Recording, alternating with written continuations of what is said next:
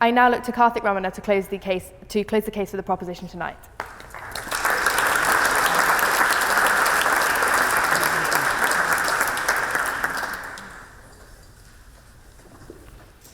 Thank you, Madam President.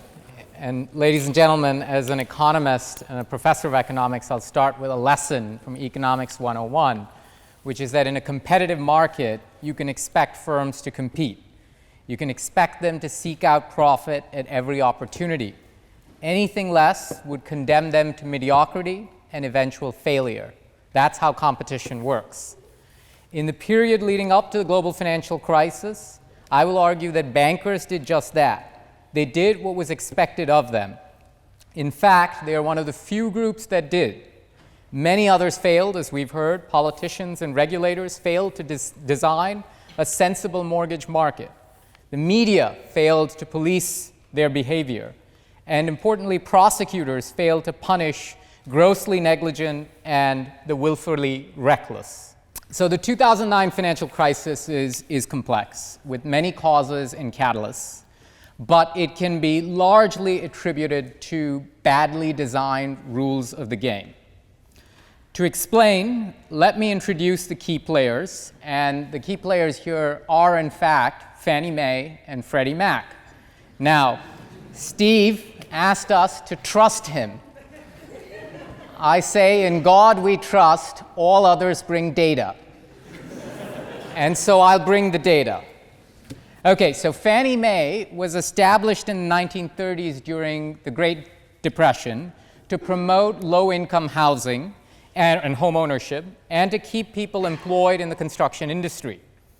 Fannie was creating a liquid secondary market for mortgages and freeing up private banks to originate more home loans. This is the principle of leverage. Steve mentioned leverage as a cause of financial crisis. Leverage in itself is not a bad thing. For the first 30 years of its existence, Fannie was a government entity that didn't worry about profits. It was instead focused on public goals, promoting home ownership and keeping people employed in the construction industry.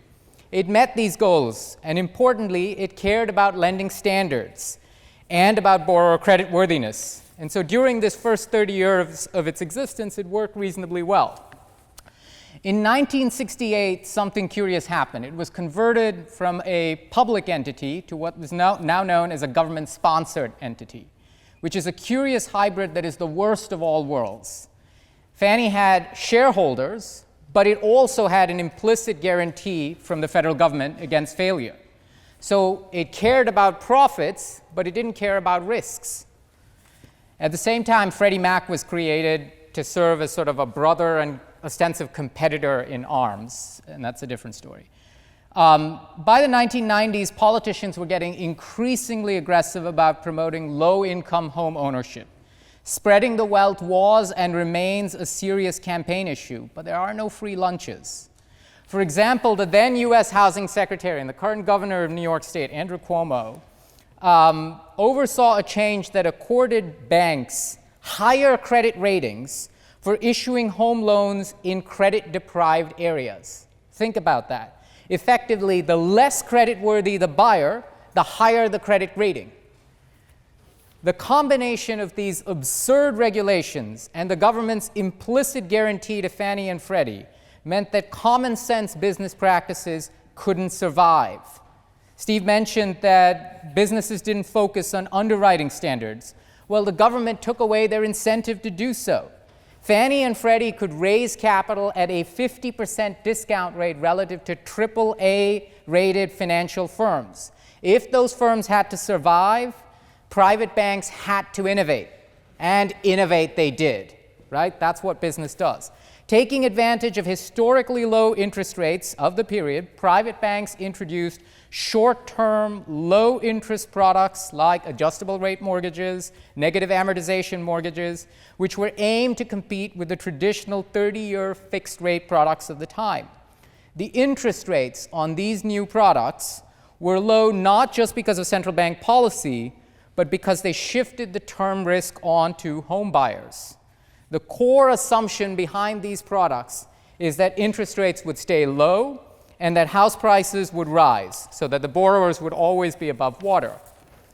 Soon, pension funds, as we've heard, bought into these products, and quickly Fannie and Freddie also entered into the market.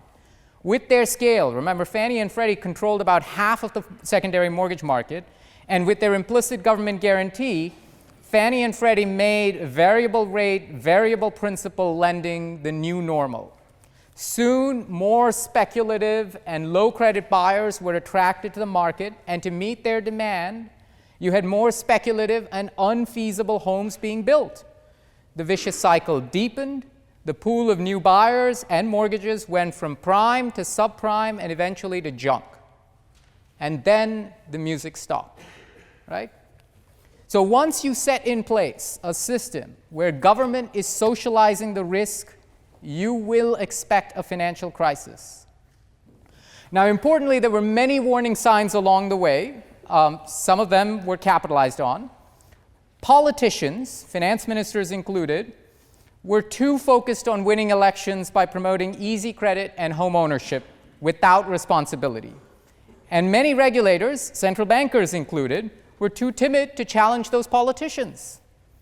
And where was the free and fiery media, we might ask? Too often what happens is the media seizes on and amplifies a narrative after it is self-evident. Seldom do they do the hard work of uncovering inconvenient and abstruse truths. Perhaps it's because they are too focused on, I don't know, things like Kanye West, whose relevance over Shakespeare, I understand this august house debated quite recently. More worrisomely, I am concerned that the media simply does not understand these issues. And then there are the prosecutors in our criminal justice system.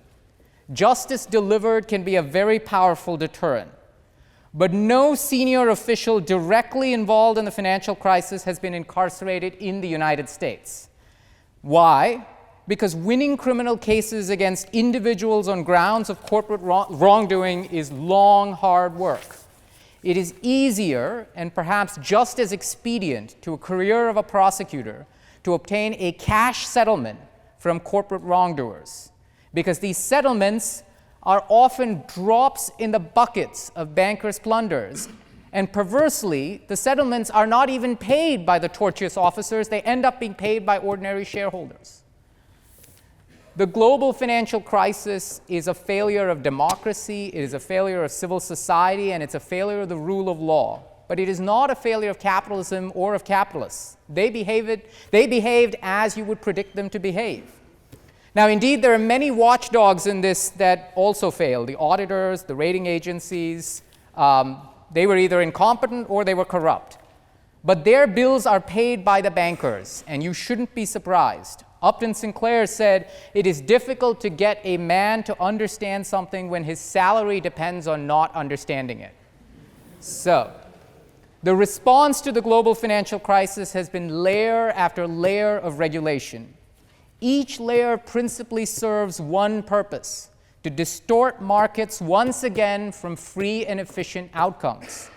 The bankers are really smart. Sometimes these regulations are going to socialize risks, and the bankers will win.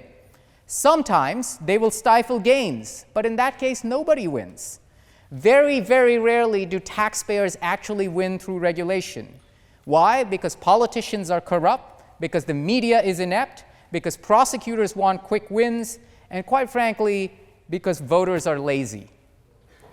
Bankers are an easy scapegoat, and indeed, they're even happy to take the blame as long as we let them to continue to subvert free markets. But the real fault, ladies and gentlemen, is elsewhere. For one, the fault is right here, in schools of leadership, where we do not adequately equip the next generation of civil society in this room with competence and character to design rules for the public good. And on that sober note, thank you, Madam President.